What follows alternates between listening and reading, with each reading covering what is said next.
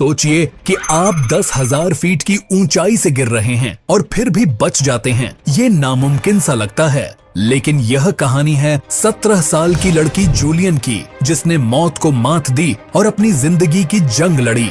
यह घटना 24 दिसंबर 77 की है, जब जूलियन और उसकी मां लांस फ्लाइट 508 में सवार हो रही थीं, जो पेरू के लीमा से पकालपाड़ू जा रही थी। सब कुछ बिल्कुल सामान्य था, जब अचानक विमान एक भयानक तूफान में फंस जाता है। जूलियन, जो खिड़की के पास बैठी थी, बाहर देखती है और अचानक एक तेज रोशनी दिखाई देती है, जो विमान के दाएं पंख से टकराती है। विमान में हड़बड़ाहट मच जाती है, अलार्म बजने लगते हैं और पायलट विमान को नियंत्रित करने की पूरी कोशिश करते हैं, लेकिन तब तक बहुत देर हो चुकी थी। अचानक एक जोरदार धमाके की आवाज होती है और जूलियन को महसूस होता है कि वह अपनी सीट पर नहीं है। उसका शरीर हवा में तैर रहा है और विमान के टुकड़े टुकड़े हो गए थे। जूलियन 10,000 फीट की ऊंचाई से नीचे गिर रही है। जूलियन को होश आता है और वह खुद को घने जंगल में पाती है। उसकी हालत बहुत खराब है, उसकी कॉलर बोन टूट चुकी है और शरीर पर गहरे घाव हैं, लेकिन वह जीवित है। उसे यकीन नहीं हो रहा था कि वह इतनी ऊंचाई से गिरकर भी बच गई, लेकिन अब उसे समझ में आता है कि असली लड़ाई तो अब शुरू हुई है। वह दुनिया के सबसे खतरनाक जंगल अमेजन रेन फॉरेस्ट में है। जूलियन को याद आता है कि उसके पिता, जो एक बायोलॉजिस्ट थे, ने उसे बताया था कि अगर कभी जंगल में खो जाओ तो सबसे पहले पानी का स्रोत ढूंढो और उसे फॉलो करते रहो। तभी उसे दूर से गिद्धों की आवाज सुनाई देती है और उसे याद आता है कि उसकी माँ ने कहा था कि जहाँ गिद्ध होते हैं वहाँ किसी की लाश जरूर होगी। वह उस आवाज की दिशा में चल पड़ती है और थोड़ी देर बाद 3 पैसेंजर की लाशें देखती है। जूलियन डरते हुए पास जाती है, यह देखने के लिए कि कहीं उनमें से कोई उसकी माँ तो नहीं है। वह राहत महसूस करती है कि उसकी माँ वहाँ नहीं है। पास में एक बैग पड़ा होता है जिसमें कुछ कैंडीज होती हैं।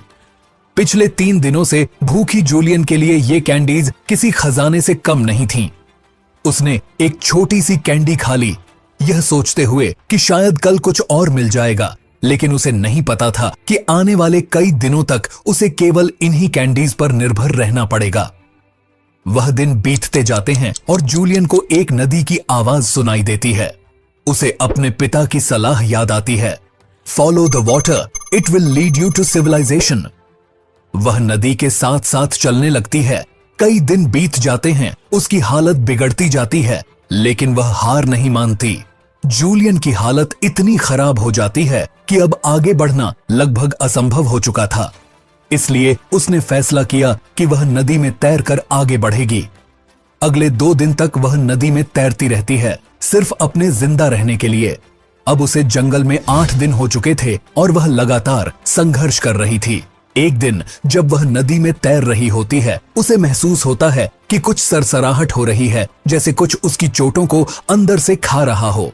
घबराकर वह नदी से बाहर निकलती है और अपने घावों को देखती है। उसे पता चलता है कि उसके जख्मों में कीड़े पड़ चुके हैं। यह देखकर वह जोर जोर से चिल्लाती है, लेकिन इस सुनसान जंगल में उसकी चीख सुनने वाला कोई नहीं था। फिर भी जूलियन हार नहीं मानती और आगे बढ़ने का फैसला करती है। 10 दिन बाद जब वह नदी के साथ साथ चल रही थी, उसे अचानक कुछ अजीब सा महसूस होता है। नदी का आकार बढ़ता हुआ दिखता है। थोड़ी देर में उसे किनारे पर एक नाव दिखाई देती है। वह अपनी आंखों पर विश्वास नहीं कर पाती, लेकिन फिर भी अपनी आंखें मलती है और फिर से देखती है। अब वह साफ साफ देखती है कि दूर किनारे पर एक नाव खड़ी है। उसे देखकर जूलियन की खुशी का ठिकाना नहीं रहता।